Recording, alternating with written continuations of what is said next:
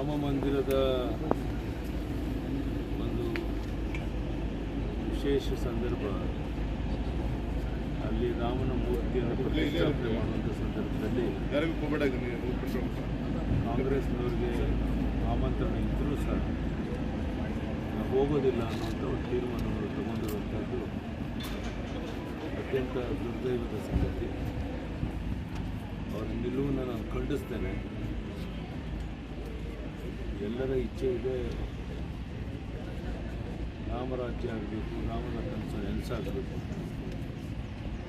ಕೋಟ್ಯಾಂತರ ಜನ ಹಿಂದೂಗಳ ಭಾವನೆಗಳಿಗೆ ಧಕ್ಕೆ ತರುವಂಥ ಈ ಕೆಲಸ ಕಾಂಗ್ರೆಸ್ನವ್ರು ಮಾಡ್ತಿರೋದು ಅಕ್ಷಮ್ಯ ಅಪರಾಧ. ಅವರು ಸ್ಪಷ್ಟ ಮಾಡಲಿ, ಅದಕ್ಕೋಸ್ಕರ ಹೋಗೋದಿಲ್ಲ.